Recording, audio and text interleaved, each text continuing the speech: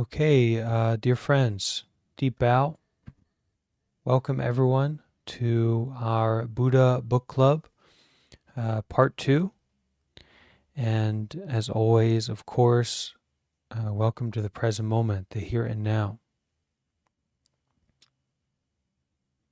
We are gathered together on November 30th at 6:04 p.m.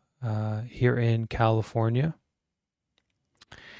And this gathering and recording will be a continuation of sometime last week's part 1 of our Buddha Book Club group on the teachings of Zen Master Linji, with a modern commentary by another Zen master, a modern Zen master, Thich Nhat Hanh. We are gathering together here on our Discord, our online meditation group, kind of like a Zoom meeting space. And we're also live streaming for people to connect and watch later through YouTube.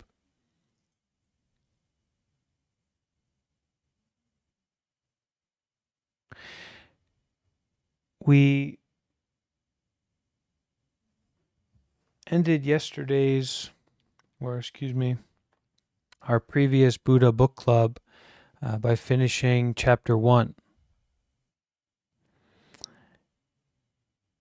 And we had the introduction to Zen Master Linji, a little bit of biographical information. And today we're going to look at chapter 2 and then also get into chapter 3, which is the actual teachings or the actual records of Zen Master Linji. Because the Zen teachers, especially the ancient Zen teachers, can emphasize this very serious, direct, kind of ultimate practice and way of teaching, Thich Nhat Hanh has kind of focused here on giving a lot of explanation, a lot of preface to prepare our minds and our perspective to take in these teachings and work with them in a meaningful way. And chapter 2 here is going to go a little bit more into that, kind of preparing us for taking in these teachings and how to view them, how to work with them, and how to apply them.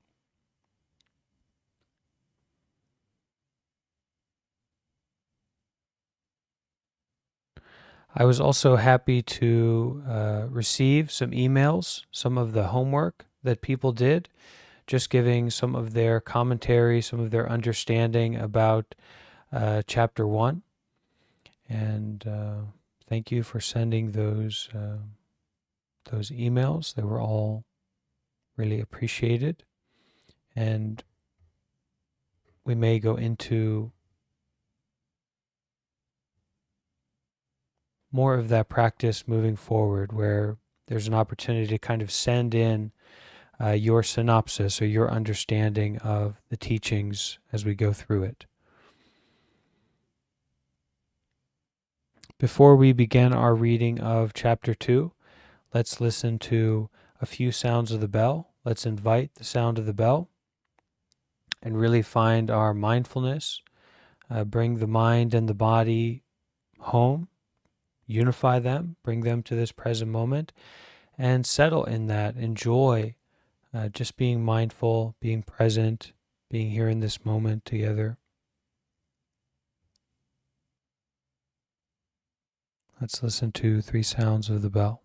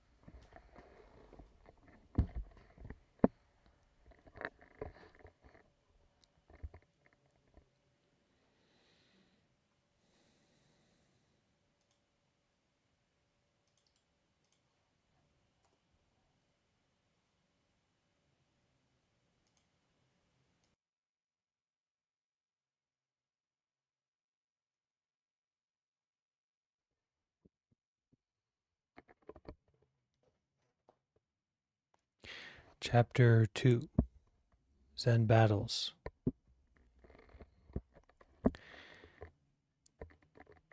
Zen Master Linji taught in order to shake things up.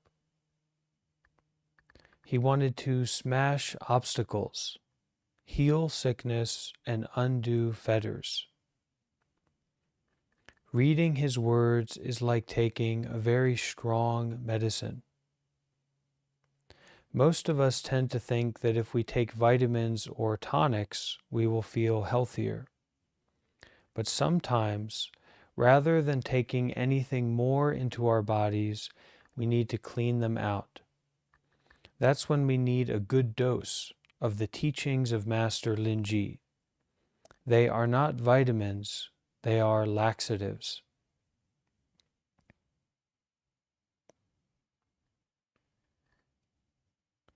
The teachings of Zen Master Linji are not vitamins or tonics, but rather laxatives to clear out the body, clear out the mind.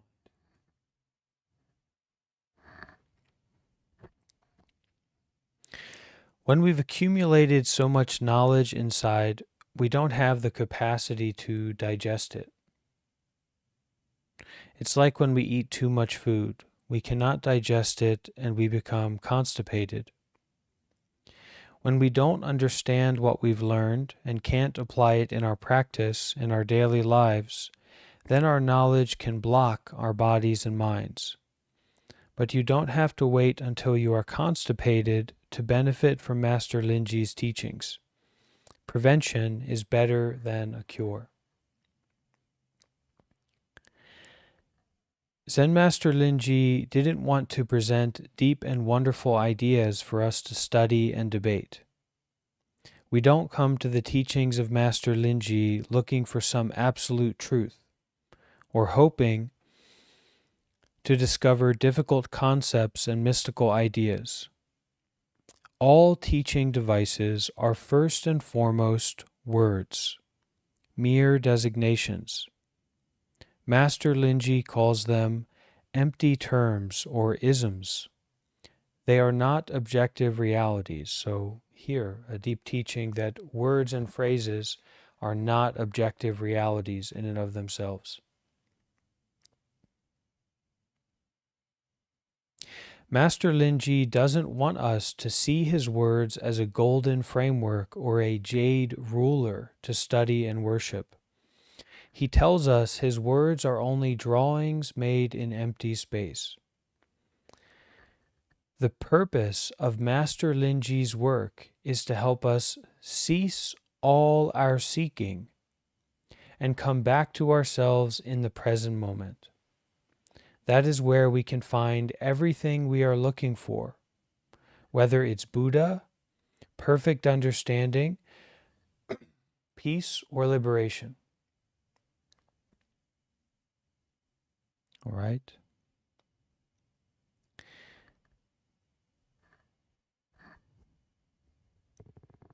So Thich Nhat Hanh will now give us some instruction for how to begin these readings, how to approach this.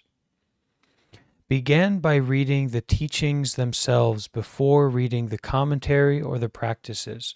So this book has kind of three aspects to it, or four. One is this introduction and kind of preface to the teachings of Zen Master Linji.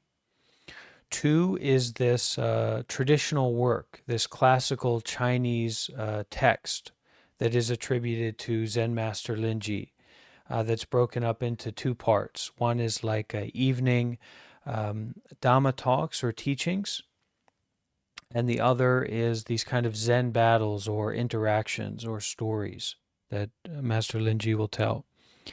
The third part is a commentary on each teaching, on each evening talk or case, kind of story that Master Linji tells. And the fourth part are kind of practices that are very grounded and that we can integrate into our own life, kind of like engaged Buddhism or just direct practices we can incorporate into our life that aren't so much about Zen, but just the practice itself. So begin by reading the teachings themselves before reading the commentary or the practices. On the first reading, you don't need a guide. All right, and this is really how to approach these teachings. It will be like walking into a museum for the first time and responding to the paintings before reading the catalog or taking the tour. Simply read the teachings as stories and observe what you see and feel. Allow them to wash out your old notions of what a true person is, who the Buddha is, and what the teachings are. So there is some benefit to having done the preliminary work here, where we concern ourselves and we invest ourselves with the Buddha, with enlightenment, with truth, with reality, with transformation, right? But this can also apply to kind of any ideas or narratives or fixed ways of seeing ourselves or the world that we have accrued or built up over time, right? So if you've already gotten to this place where you concern yourself with like the Buddha or enlightenment or truth, that's also what these teachings are there to kind of wash out, right? Flush out. But even if we haven't gotten to that point, we can still view this as a kind of mental laxative, cognitive laxative, to wash out all these just biases and kind of creations we've made in our mind that we just hold on to and that we're stuck in.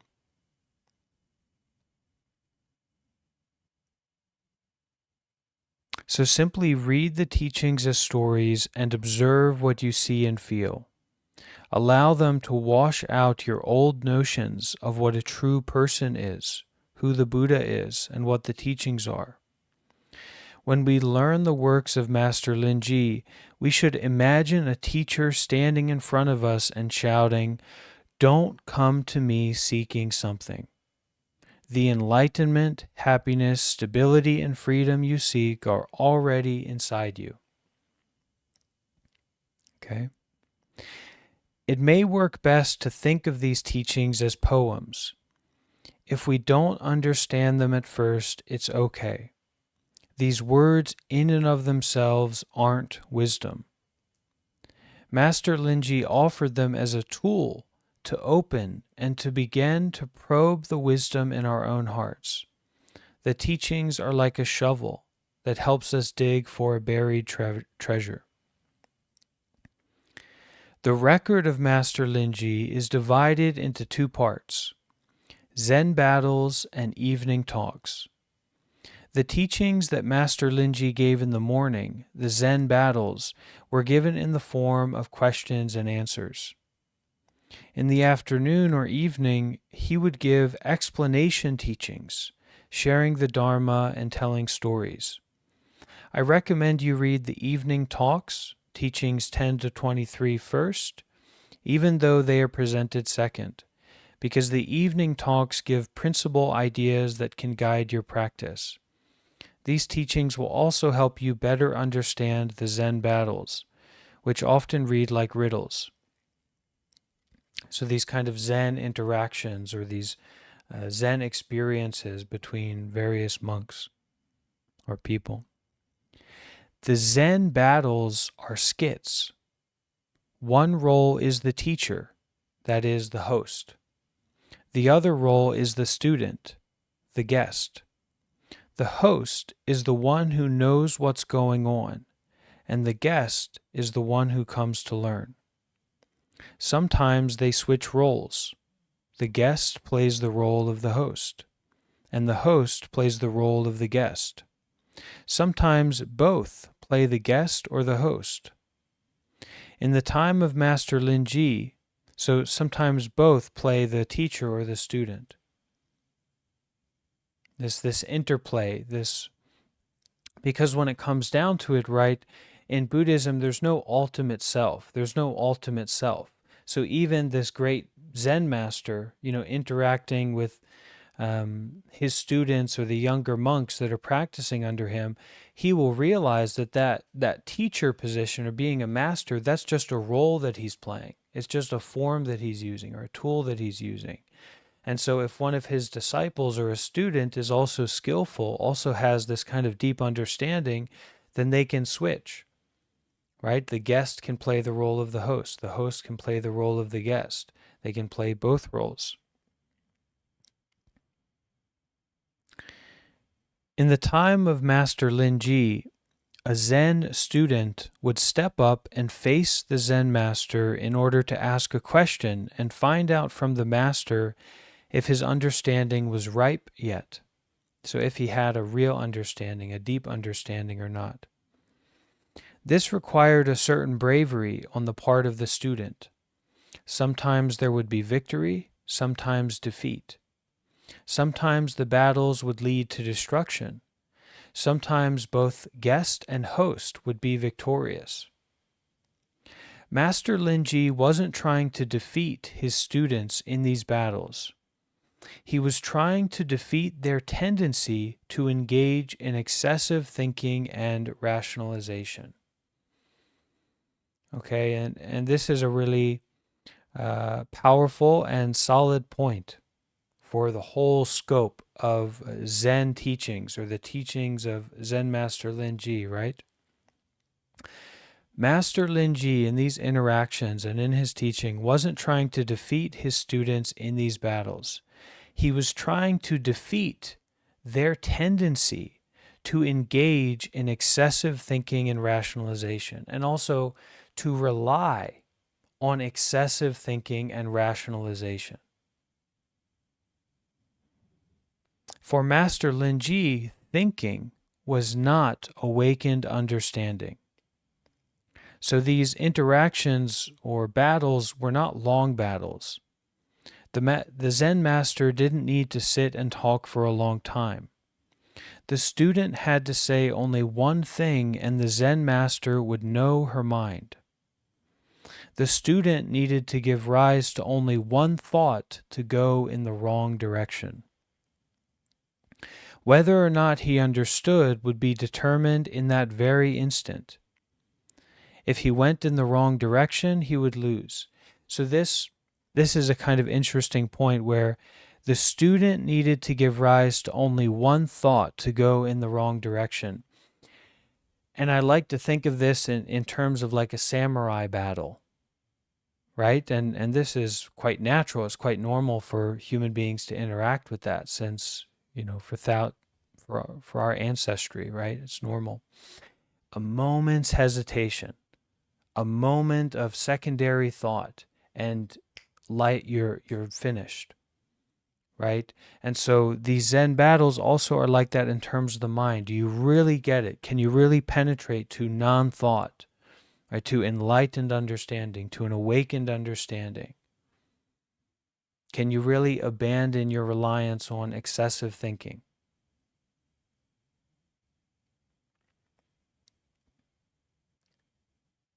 In school, when we want to ask a question, we remain seated and put up our hand.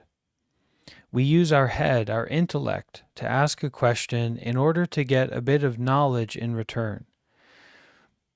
But Zen isn't like that. Here, our aim isn't to find out and store up knowledge about Buddhism. It is to ask the right question, the question that has the capacity to destroy our obstacles.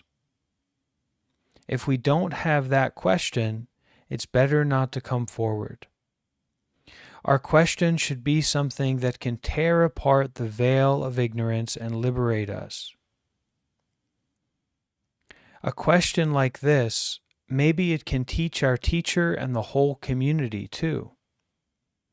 This is what Master Linji is looking for when he asks, is there any warrior who is willing to step out onto the battlefield? Is there anyone who truly has that great question, that ultimate question?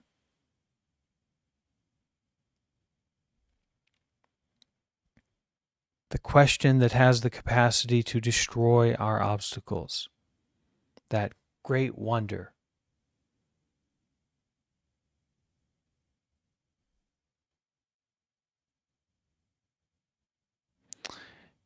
After reading the evening talks and the Zen battles, look at the commentary and the complementary material in the back that offers concrete methods for practice. The commentaries will give you a second opportunity to see something in the teachings. The practices will give you ways to apply the teachings in your daily life. Even though the true person is the person with nothing to do and nowhere to go, doing nothing and going nowhere takes a lot of joyful practice.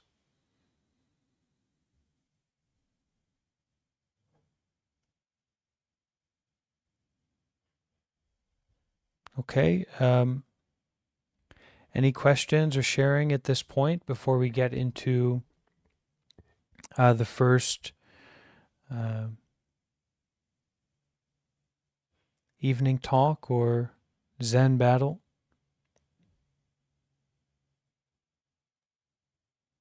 Thich Nhat Hanh recommended we start with the first evening talk, but we're actually going to start with the first Zen battle, and we'll read through that. We'll kind of listen to that together fresh, and then we will look at the commentary together. Okay.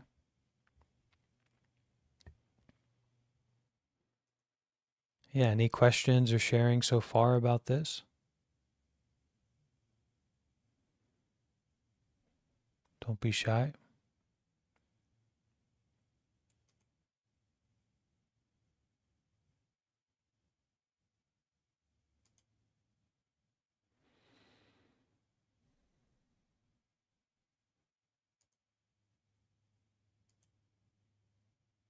So what page are we on? So we just finished chapter 2, and we're going to go into number 1 on the commentary, or excuse me, on the Zen story. Chapter 3, the record of Master Linji. So we're going to start with number 1 on chapter 3.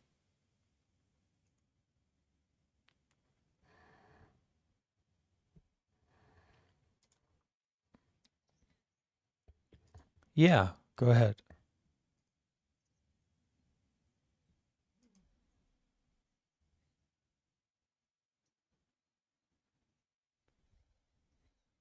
And it is a really hard thing to do. That's all. That's all I wanted to share. That's all. Being thoughtless. Mm-hmm.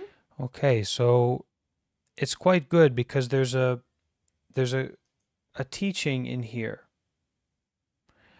And it's where Thich Nhat Hanh, this last kind of point that he made in chapter 2, even though the true person is the person with nothing to do and nowhere to go, doing nothing and going nowhere takes a lot of joyful practice.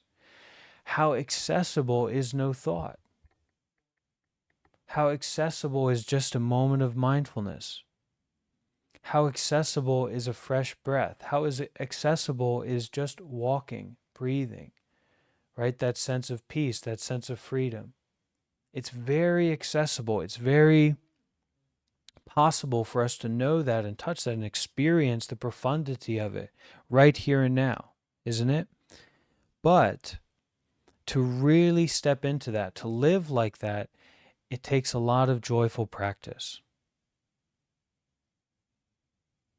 And this is why we gather together. This is why we are studying this, practicing this, and walking the path, because it takes a lot of joyful practice. But we can keep the mind that true person, that true essence, that no thought, that mindfulness, that peace, that freedom, it is right here inside of us. We've just got to practice to turn the mind, to step into that, to remember that, to recognize that, to value that deeply. Okay? In that way, our practice can be joyful, not just trying to get to some end goal, but that our practice is that goal. Our practice is goallessness. And it takes a lot of goallessness to reach the goal. Thank you, Bhante. Okay. So like Thich Nhat Hanh said, we're going to go through this first reading of this Zen battle, just listening to it straight. And we'll see if anything stands out for us here in the group, any questions or points, comments you want to share. And then we'll go into Thich Nhat Hanh's commentary. And that'll be our Buddha Book Club for today. Okay, so the first, number 1 in chapter 3, the record of Master Linji.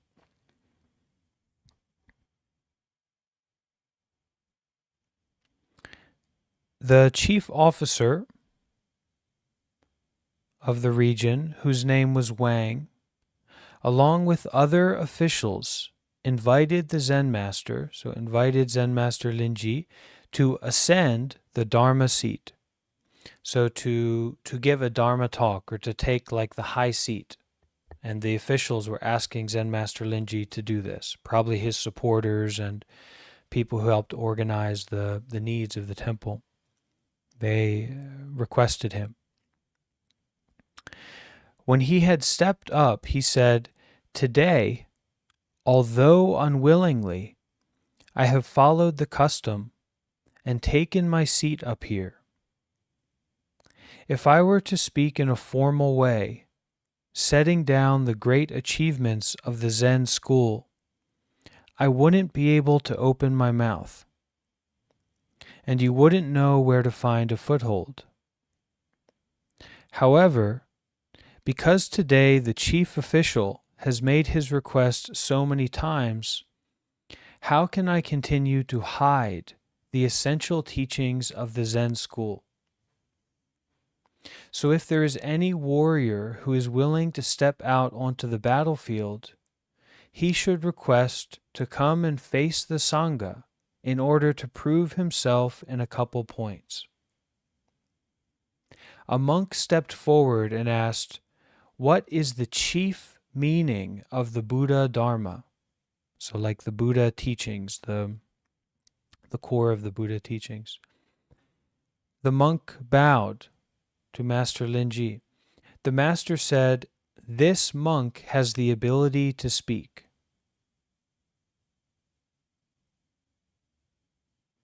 Another person asked, "To which tradition does the song that the master sings belong? And of what branch of Zen is he a continuation?" The master replied, "In the past, when I was still with Master Huangbo, I asked a question 3 times, and I was beaten 3 times.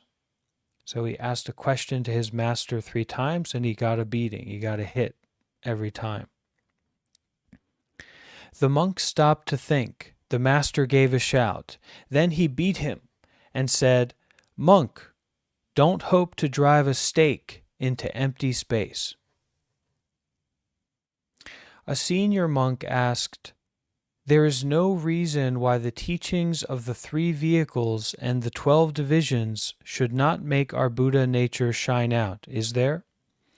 So basically just the whole of the Buddhist tradition, the scriptures and the different forms of Buddhism. So a senior monk came up and asked or said, "There is no reason why the teachings of the 3 vehicles and the 12 divisions should not make our Buddha nature shine out, is there?" So there is no reason why the Buddhist teachings should not make us realize enlightenment, right? Is what the question is. Like all of these teachings and the Buddhist canon and the Buddhist tradition, there's no reason why it shouldn't allow us to see our Buddha nature, to really become enlightened. The master said, "You have not yet dug up the weeds of your mind's garden." The senior monk said, there is no reason why the Buddha would have deceived people. So he's like saying, there is no reason why the Buddha would have given these teachings if it didn't lead to enlightenment. The Buddhist scriptures and the Buddhist tradition as it is up to today. The master asked, "Where is the Buddha?" The senior monk was unable to reply. The master said, "You wanted to fool this old monk in the presence of the chief officer, did you? Leave, leave. Make room for others to ask questions." The Zen master said, "The banquet of the Dharma is being given today for a great cause. Is there anyone else who wants to ask or say anything more? Come out here quickly. I will let you know in advance that you only need to open your mouth and the communication is lost." Why? Have you heard the Buddha say that the Dharma is not caught in words and concepts? It does not arise from a cause, and it does not arise from conditions. Because you do not yet have confidence in yourself, all we have today is a few odd words spoken here and there, whose only function is to block the way of the chief officer and the other officials, and eclipse your Buddha nature evermore. It would be better to withdraw. Then the master shouted and said, "For those whose faith is weak, to have spent a whole day bandying words like this is of no use. You have been standing a long time. Your legs must be tired. Farewell for the time being."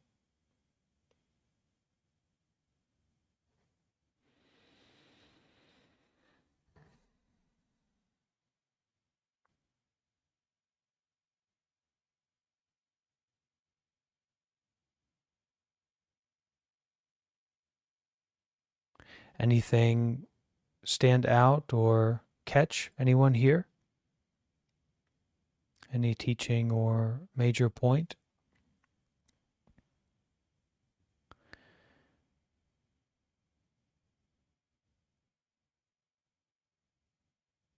My favorite line from this text, and it really kind of made me put the book down when I was reading it, going over it a little bit before our gathering today, is a monk stepped forward and asked, "What is the chief meaning of the Buddha Dharma?" The monk prostrated, so bowed deeply. The master said, "This monk has the ability to speak."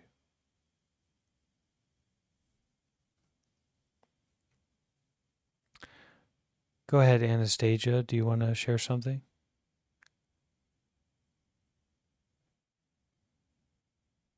Hi. Yes, Bunting. I just wanted to ask, where he said, "Monk, don't hope to drive the stick into empty space." What does he mean by that? Well, I think we'll go into the commentary by Thich Nhat Hanh, and we'll see if he brings that up it brings that up in particular. Um, but I will say it's something like trying to make a point where there is no point, trying to bring Okay. something up, trying to grasp onto space, Okay. Thank you. trying to write in the wind or get a hold of an experience, driving a peg into empty space. Let's see. Let's take another look at that part before we move forward. Um, okay. So another person asked, To which tradition does the song that the master sings belong? And of what branch of Zen is he a continuation? So this person who stepped forward and asked Master Linji a question is saying, okay, so what tradition are you a part of? And what style of Zen or what group of Zen do you affiliate yourself with? The master replied, in the past, when I was still with Master Huangbo, so Master Huangbo is this great Zen patriarch or Zen master in history and was Linji's master, he said, I asked a question 3 times and was beaten 3 times. Now, we may take beaten to be kind of harsh, but in this sense, like a great Zen master, it's wisdom and compassion. So their actions are stemming from or emanations of wisdom and compassion. That's the idea. It's not they're going around trying to hurt people, right? So Linji would approach his master and ask some question, who knows what it was, and he would get a beating or he would get hit. Or maybe the master would throw water on him. Or maybe the master Hongbo would say, get out, get out, get out, get out of here. Not some kind of transactional, interpersonal response, right? But he would get a beating. After Master Linji replied that way, the monk stopped to think. The master shouted. Then he beat him and said, Monk, don't hope to drive a stake into empty space. Don't try to make a self out of no self. Don't try to trick me. Don't try to trap me. Don't try to set up dualism here. Self, other, past, future. Not going to happen. Right? The sword of wisdom. Fully wielded, cutting through this and that. Don't try to drive a stake into empty space. Don't confuse yourself.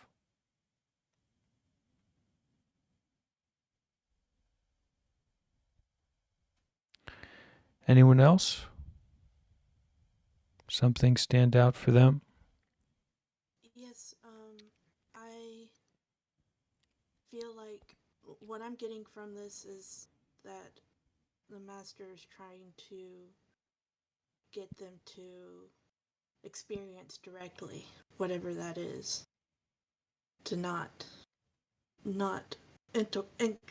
intellectualize. I think we touched on that earlier, but that thinking, intellectualizing is kind of like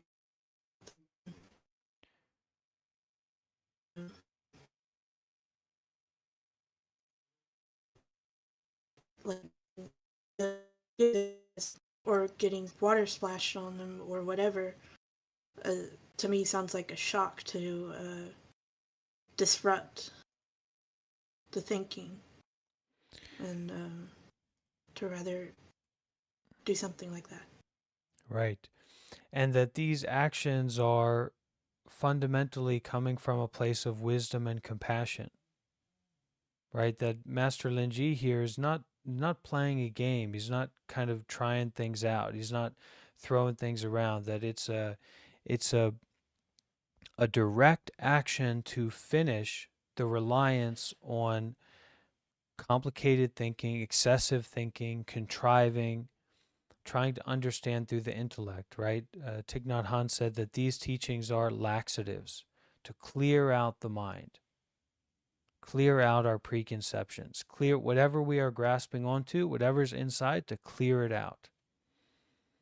Right at that moment, right at that instant. And Master Linji is known to have this special capacity, this special ability to really be sharp with people, but for their benefit and out of compassion. Right? That and under this understanding, or having this understanding, that the ultimate is not found in words and phrases, that real spirituality, real enlightenment is not some kind of story or framework of ideas and concepts and beliefs, but it's your true nature. It's the essence. It's the light itself. It's the light that exists in the darkness. It's the darkness that exists in the light.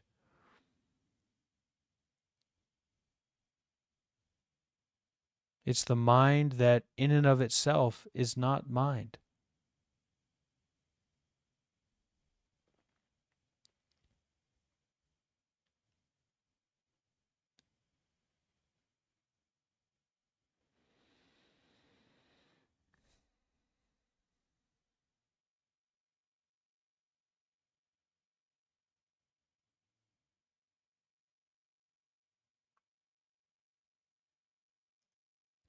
Stephen says, what is the point of a question? A fool's errand. What don't you get? What are you looking for out there? You're going out west to mine for gold, when the real gold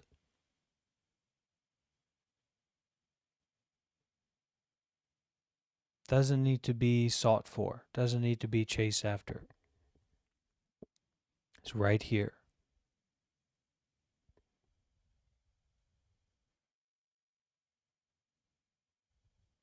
But if you have a great question, it's not something you're just throwing around. It's not your vague curiosity, right? It's not your intellectual meandering. A real question goes down into your body, goes down into your roots. What is this? What is the nature of my mind? What is the nature of this reality?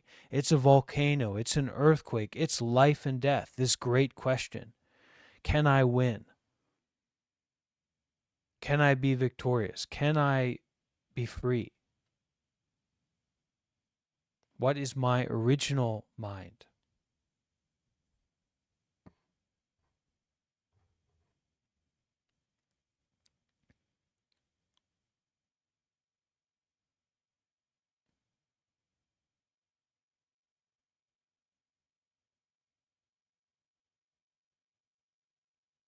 Fully aware, fully looking.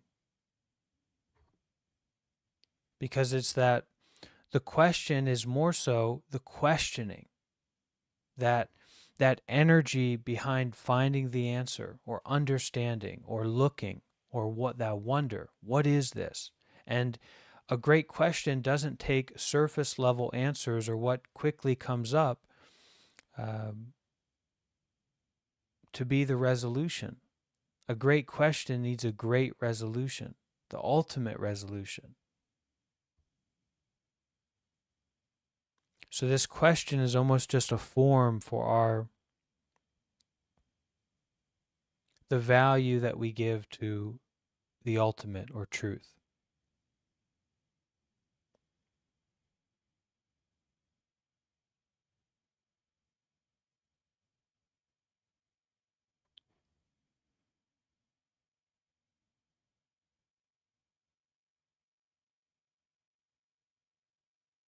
If your question is, when's the next episode of my favorite show coming out?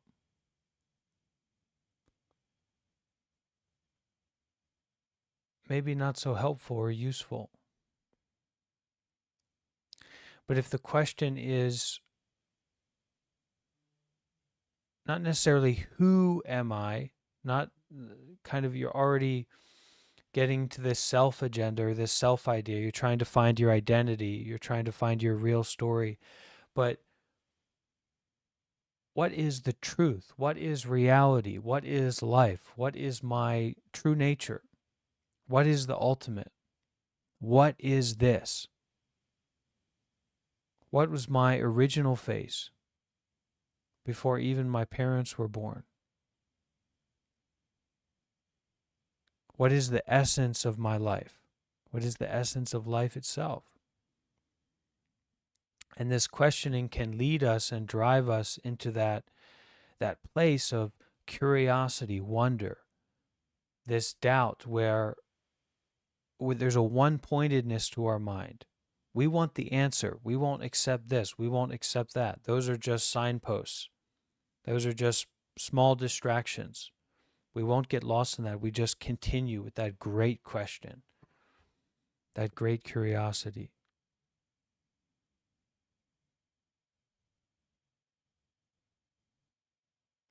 Where was I before my parents were born? Well, what is this I that has a capacity to ask a question like that, right? Or what will happen after I die? What is this I? What is the self? What is this? What is birth and death? What is life and death?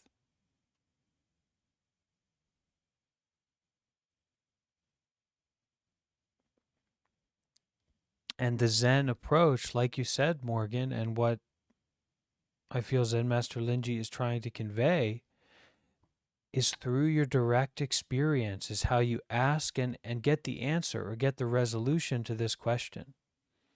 Not through philosophizing, not through carrying around the Buddhist scriptures, not by putting people on a pedestal or ideas on a pedestal, but through practice, and then from that practice, the direct experience.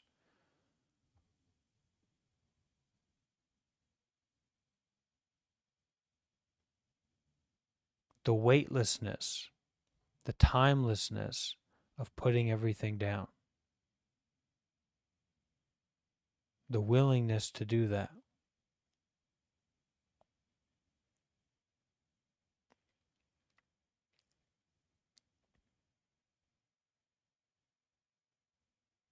Let's go into the commentary of this first case or Zen battle or series of Zen battles. The commentary by Master Thich Nhat Hanh. Let's see what insights he can share with us. The chief officer Wang often came to study the path with the Master Linji, bringing with him other politicians, intellectuals, and advisors. He invited the Zen master to ascend the Dharma seat, which means he invited him to give a teaching. You might be able to picture this. All the monks stood while the chief officer and his attendants sat. That was the way things were done. Only the honored guests were allowed to sit. When the master had stepped up, he said, "Today, although unwillingly, I have followed the custom and taken my seat up here." With this, he was saying, I don't want to do it. I don't want to get up on the Dharma throne and play the role of a Zen master. I don't like it, but because people expect it of me, I have to do it. Why didn't Master Linji want to give a Dharma talk? Maybe he felt he couldn't satisfy the expectations of those present. It's not that he didn't have the capacity or intelligence to do it, but he knew that the chief officer and his attendants were waiting, expecting things that he couldn't give them. They wanted knowledge about the Buddha Dharma, how to attain enlightenment. And the master knew no matter how much they studied and listened to his teachings, it couldn't transform their afflictions, their craving, anger, and hatred. So giving them more knowledge was not something he wanted to do.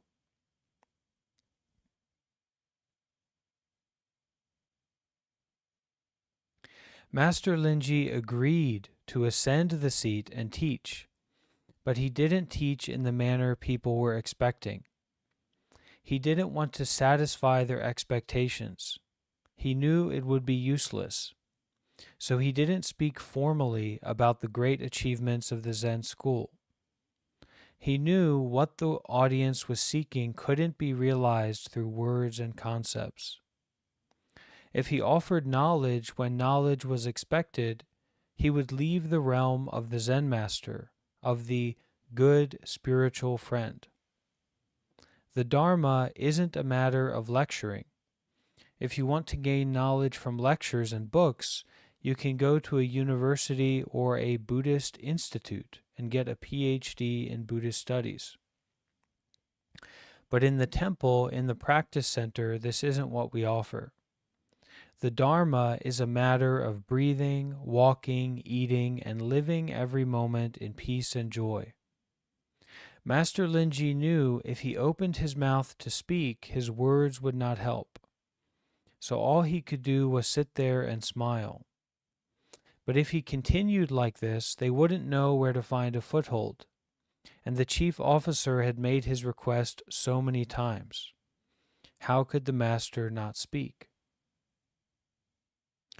So Zen Master Linji is in this position where these government officials and probably these supporters and donors and land managers of the area concerned with the temple made this request so many times. And so because he knew about their mind and their experience, he could sense that what they are looking for, he can't give. And so it's kind of an inconvenient position for him to be in.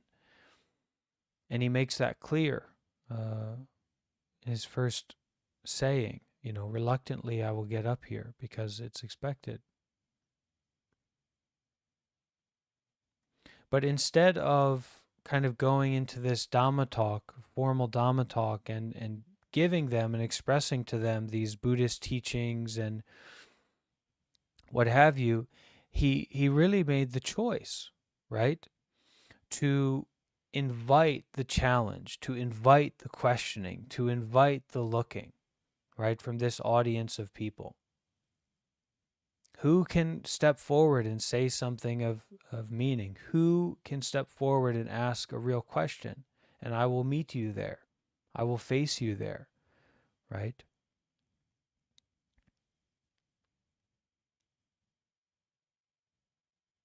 He asked if there was any warrior willing to step out onto the battlefield to begin a Zen battle, a conversation between master and student. Maybe from this confrontation will come a spark that will set alight and burn the veil of ignorance in our hearts. This is a show of strength between master and student. Maybe there will be destruction, maybe both will be victorious. So even Zen Master Linji is putting himself in a vulnerable position to invite this questioning, to invite people to come forward.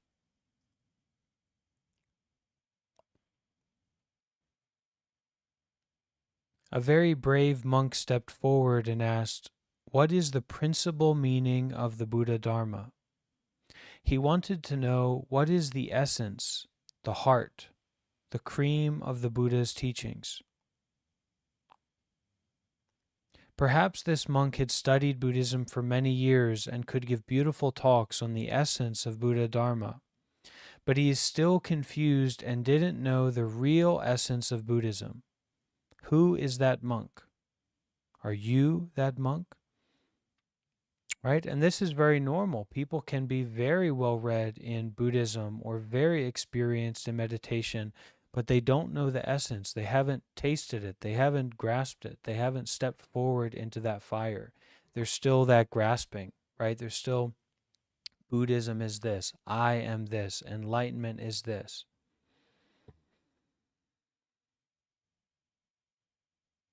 Any Zen practitioner who knows a bit about Buddhism could answer the monk's question. We could say Buddhism is a way to help us live with awareness, peace, and joy in the present moment. This helps us to have concentration, insight, the capacity to be deeply in touch and to understand the no birth, no death nature of reality. In this way, we can go beyond our grief, fear, and anxiety. We could say all of that and it would be correct. But would it actually benefit anyone? When the person we are speaking to leaves the Dhamma hall, can he or she or they actually put it into practice and apply it in their life?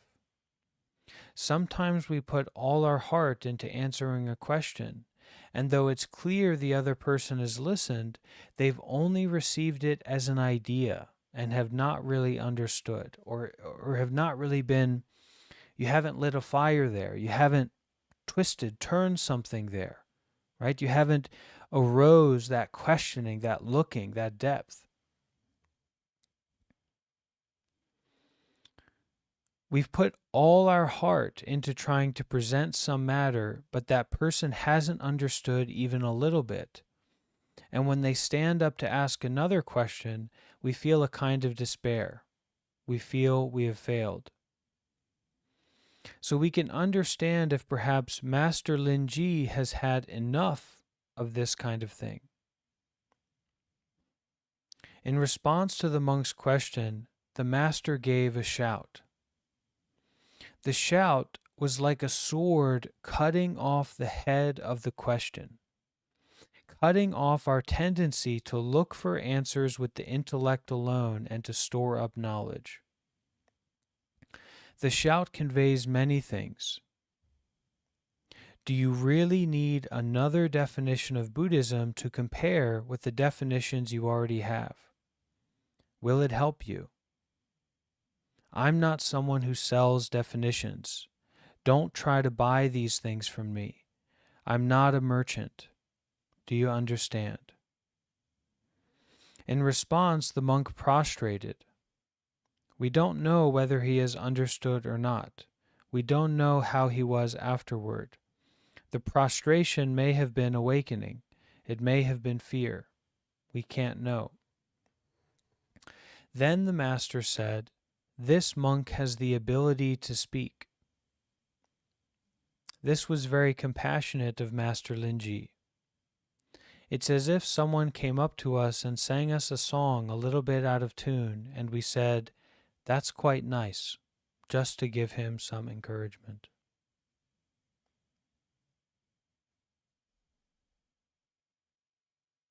Let's listen to a sound of the bell. Come back to our breathing and our present moment awareness. Can adjust your posture a little bit if you need to be upright and stable and comfortable.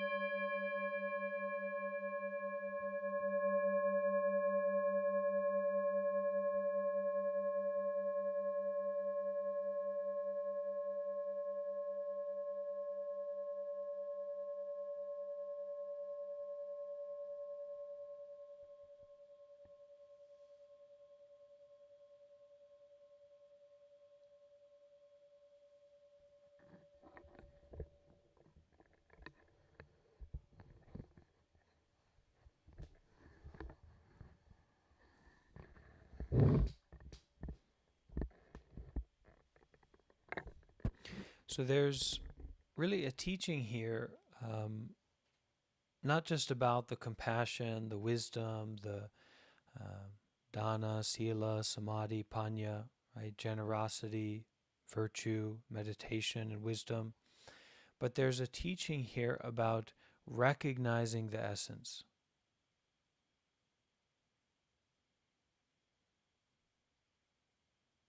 no longer relying on past or future, longer relying on Buddhism or the path, but that this is a kind of joyful practice and joyful recognition.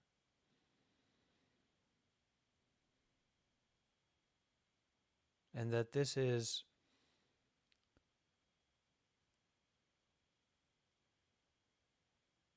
just as important as all of the Buddhist teachings and scriptures and philosophies and all that. Just coming back to this essence.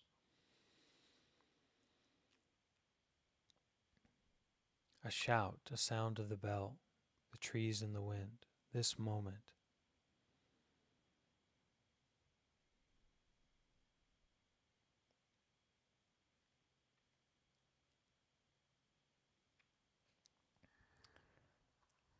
Another monk came forward and asked, "To which tradition does the song the master sings belong, and of what branch of Zen is he a continuation?"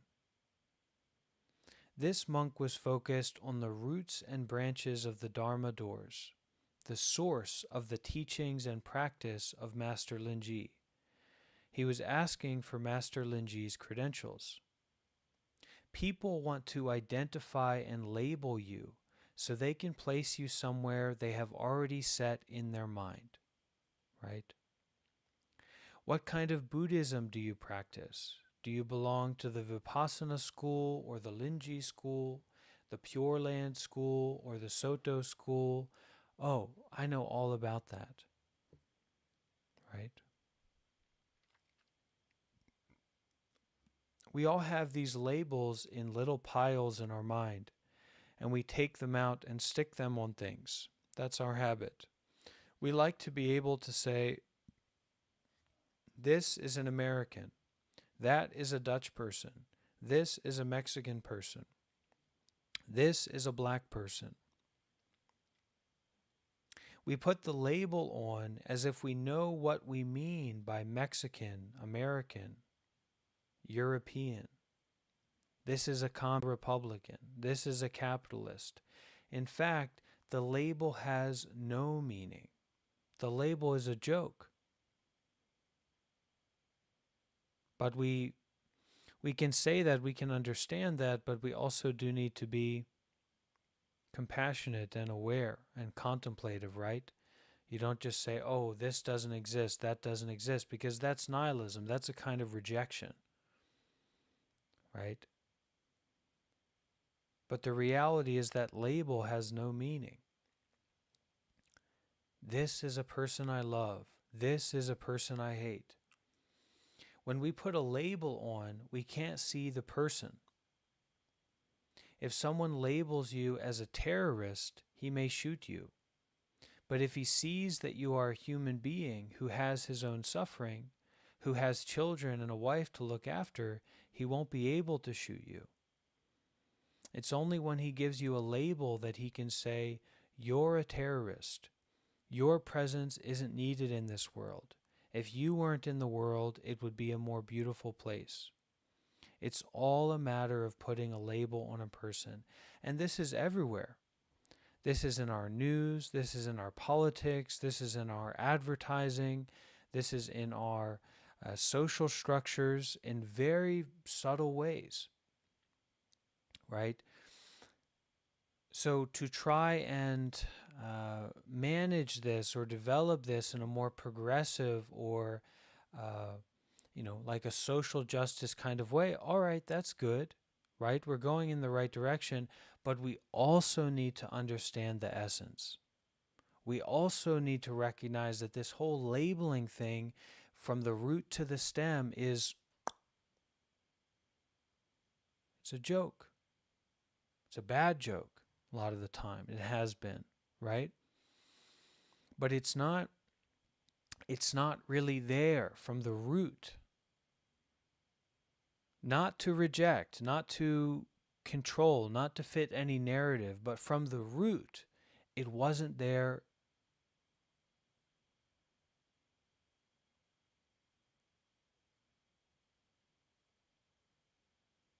And it won't ever be. It can't be. It is by its own nature empty.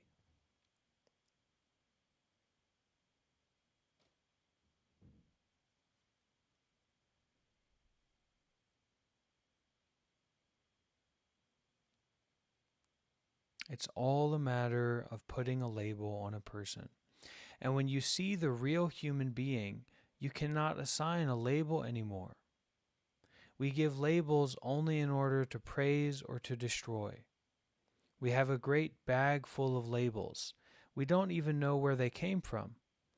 And when we stick them onto people, we cut ourselves off from those people, and we can no longer know who they really are. Master Linji was looking for that real person, not the label. Right? And so Master Linji's eyes were so keen, so bright, so clear that he knew he could see the real person in a certain sense. And he could also see all this labels or habit energy or all these kinds of things, right? But he could see right through that. And so Master Linji is trying to get to that real person, to reach that real person, that true person. But we can only do that when we've seen the true person inside of ourselves, the essence inside of ourselves. That's why Master Linji taught in his way, but you can't just pick that up and say, oh, that means I can teach in that way, or I can practice in that way, because you don't necessarily see clearly, right? You are not Master Linji. You can't appropriate that experience or that position. But we can understand the principle and the practice that goes along with it.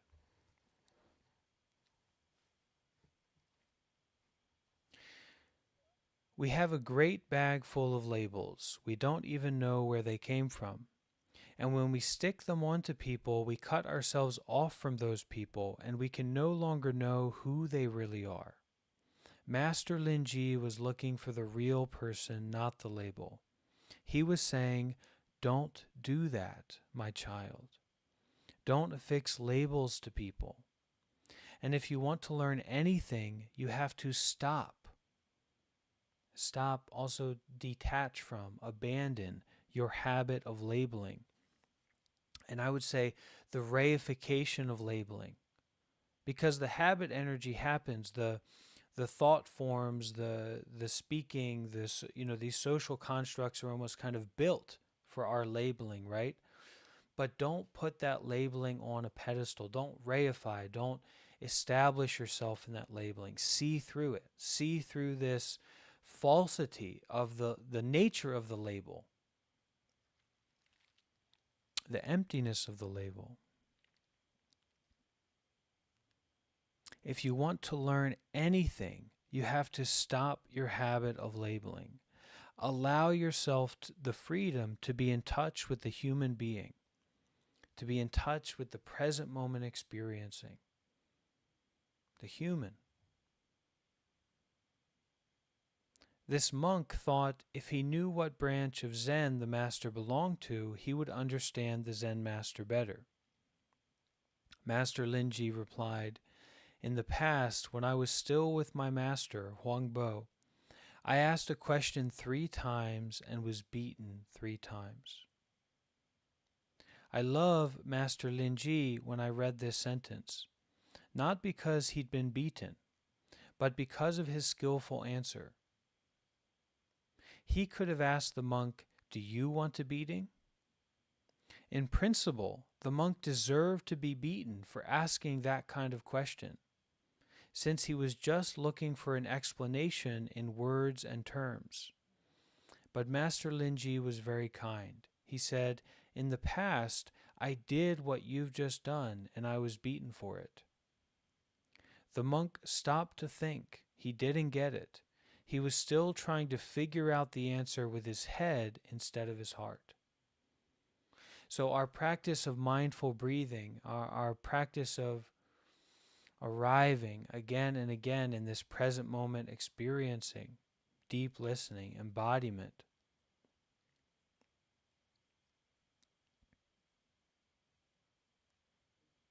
this is figuring out with our heart rather than our head. Master Linji's reply should have exploded some kind of insight in the monk, but it failed because the monk continued to think. Next, the master gave a shout. His first weapon, a very light, very gentle sentence, hadn't worked. So he tried a second weapon, something stronger. He gave a shout to stop the monk from thinking. When the monk still hadn't understood, the master beat him to wake him up. First he tried a kind, gentle answer, then a shout, then a blow. They all failed. To whom does this failure belong? There are many conversations that fail like this between Zen master and Zen student. If we read this conversation with intelligence, we can do better than the monk who asked the question. The questioner is here, sitting amongst us. This didn't just happen in the 9th century. It happens every day. This is just a short interlude here. This is such a major part of connecting with Buddhism and taking refuge in Buddhism, is that we get to find our spiritual ancestry, and that our spiritual ancestry has been recorded, has been maintained to a large degree. As Americans especially, we are so disconnected from our history, right? And even we are rejecting and kind of disassociating from our history. We don't accept it, right? So this is a real time to tune into that spiritual ancestry. Master Linji, and that the questioner is here sitting amongst us. This didn't just happen in the 9th century. It happens every day. The teacher helps us 3 times, and 3 times we fail to get it. Right? We have some reminder, we have some point, some experiences that says, hey bud, you're going down the wrong road, stop. We don't listen, right? That seems like the right direction, but it's not. Oh, you didn't get it, Hey, that's not the right direction. That's not going to help. You don't get it, right? So the teacher helps us 3 times, reminds us 3 times, and 3 times we don't get it. We don't put it down, right? We don't stop. If we are able to see the compassion of Master Linji, we can see his compassion is very great. When the master beat the monk, he said, "Monk, don't hope to drive a stake into empty space.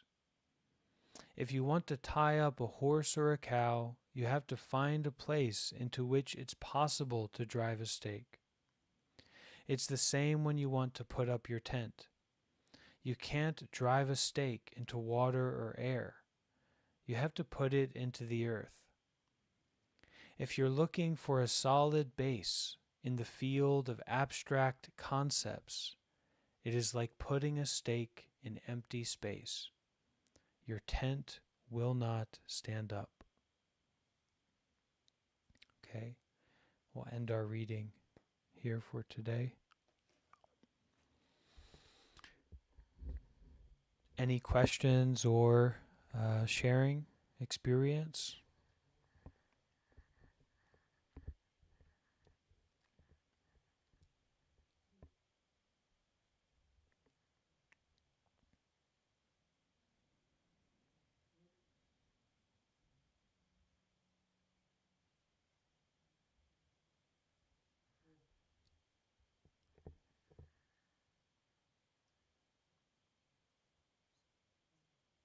Comment until I'm really sure, but I'm gonna go for this. Okay. I think the master was disciplining him because he still was attached to things, and you're not free until you learn to let go and be in the present. Um, that was my thought.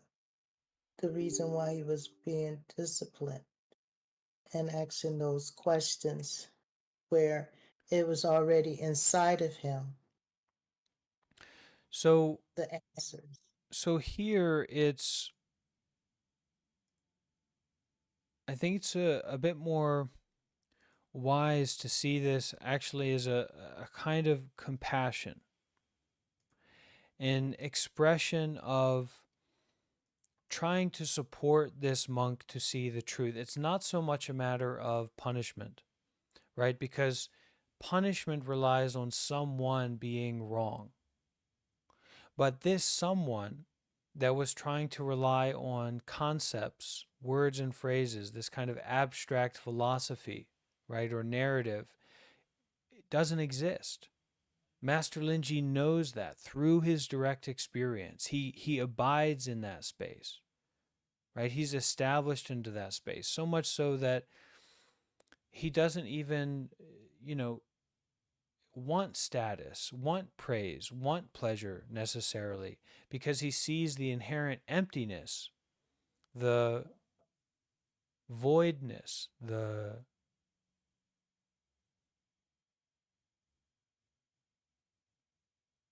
flippantness of that self, right? So that true person has nowhere to go, nothing to do. That true person is no person, just freedom, just mindfulness, just here and now, right? Free. Everything frees that person. The sound of the bell, the knocking on the wall, the breath, the seeing, the hearing, everything frees that person, the true person. That monk was confused, but Master Linji was never confused. So his actions of a shout, his actions of to say, don't try to put a peg into empty space. His actions of, beating him. This is an old Zen monk, so it's not so much like an attack, but it is to say, wake up, right? Get up. And done with a great degree of compassion and wisdom. Done with insight, right? So that shout wasn't a shout of anger. It wasn't a shout of punishment. It wasn't a shout of frustration. It was a shout of wake up. It was a shout of freedom. So in this way, there was no one to punish. And certainly Zen Master Linji knew that even better than we can kind of sympathize with that notion or that feeling, right?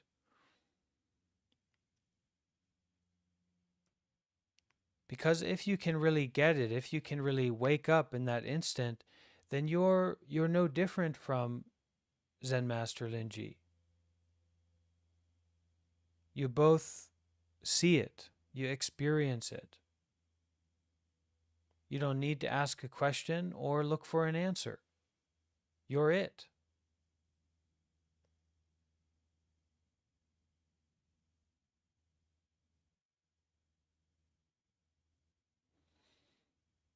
So this is the great compassion of Zen Master Linji, to be brave enough to teach like that, to use his tools like that, to give a beating like that.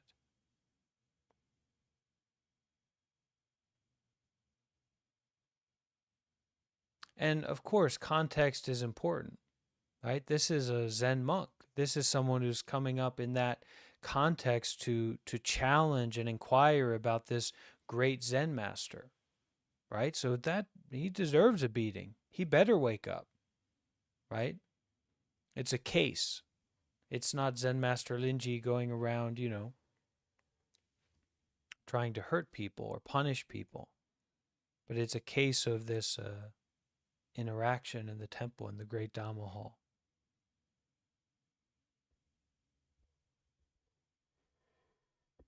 But yeah, that monk clearly didn't get it. That's why the encouragements escalated. But that encouragement is a kind of compassion, because how often do we have something to say or to try to help someone or to try and enlighten someone, but we're like, that's too much trouble.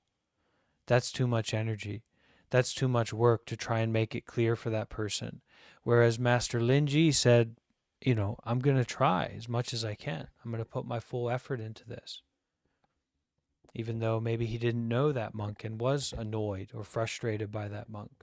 but he still wanted to give all his energy to help that monk wake up.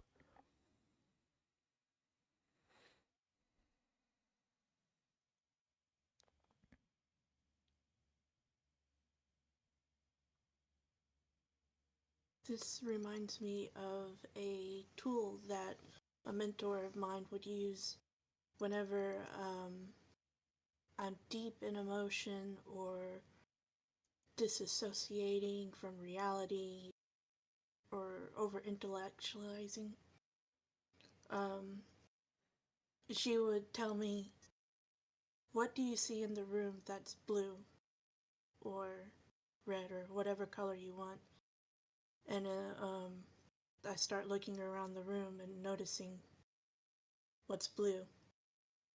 And she explained to me that the trick is that it causes your mind to stop what it's doing and notice and come back to reality, basically. And that's what these examples of Master Linji's teachings remind me of. Yeah, the case or the example, this record of the teachings of Zen Master Linji is a little bit intense, but also life is a little bit intense, so it's okay. But there are these very natural, grounded, and practical teachings in these interactions that we can apply in our own life. Or we can extract the wisdom out of it, the practices out of it, and make use of it. And that's what we'll start with on our next Buddha Book Club. We'll go into some of the practical methods that Thich Nhat Hanh takes out of this this teaching. And you said it very well, Morgan, that to stop what you're doing, right? Stop that bad habit, stop that spiral. We sometimes here at the temple, it's maybe I stayed up too late the previous night, and we wake up and have a group meditation around 5 a.m.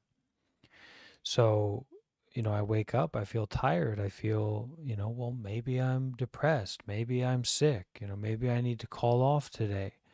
But just that energy to kind of not be controlled by the intellect or the thoughts, the stories about the experience, but just to get up and step into that meditation practice, right? To step into that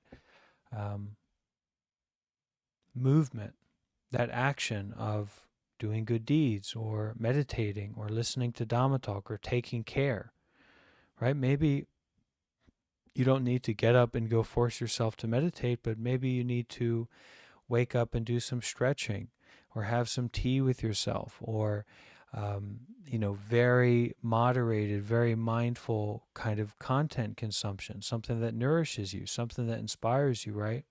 And you stop that reliance on this confused, complicated mind, because once again, it's not a kind of nihilism.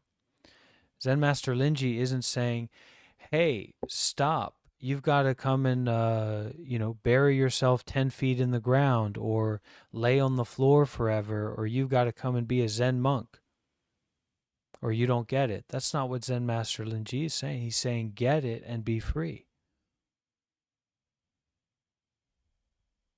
Be free to what? To take care, for joyous practice, for a joyous life. But you've got to have that power to stop. Otherwise, that joyous practice, that joyful way of living is so inaccessible because you can't stop. You can't hear the sound of the bell. You can't step back from this anxiety and depression and complicated narrative that you're so absorbed in. Right? To refresh and restart and practice and begin again and step into this joyous life. This wonderful life where there's so much freedom.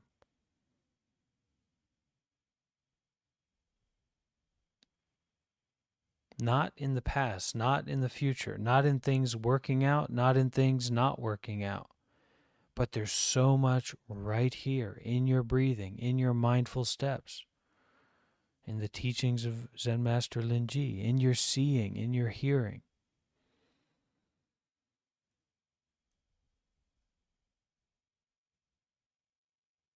These teachings and the essence of the Buddha Dharma is not there to restrict us. It's there to liberate us. But we've got this false idea in our mind where we think all these things, many things that we're doing are liberating us, when actually they're just these traps.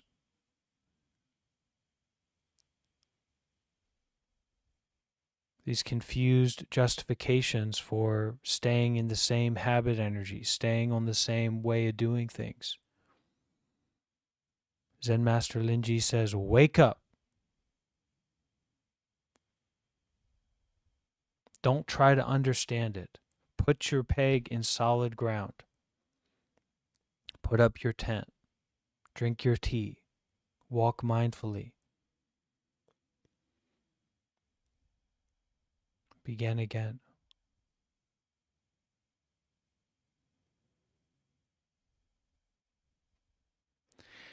Okay, we have been going for about an hour and a half.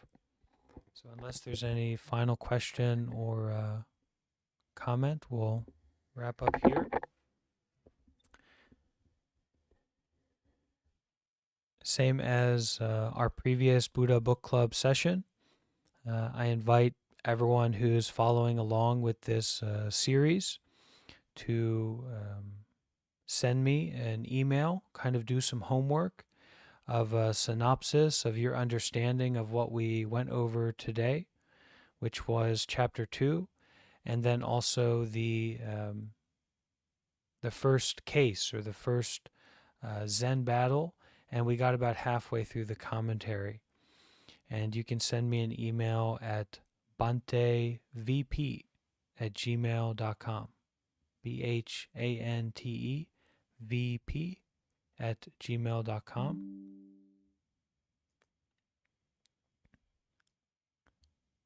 to share with me your experience, your understanding, and we may take some time next session to go over or kind of look at where we're at so far in our understanding.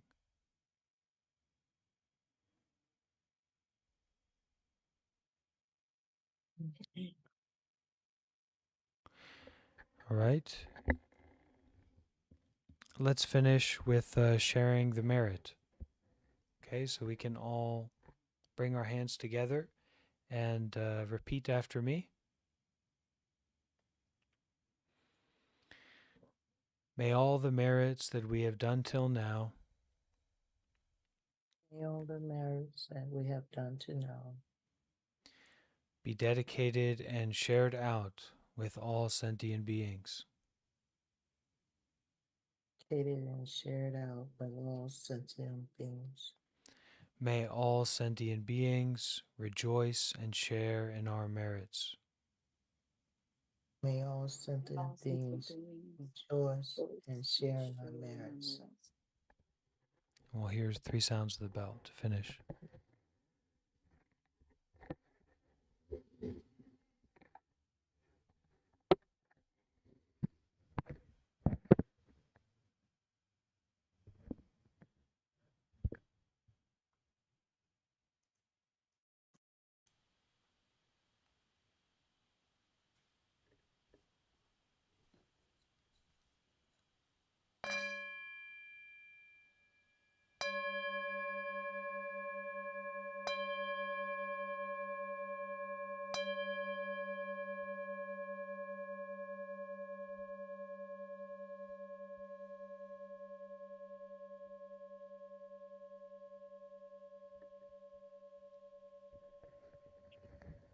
Okay, thank you, dear community. Be well, be mindful, and enjoy.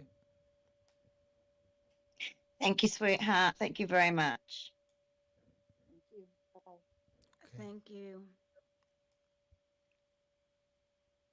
Thank you.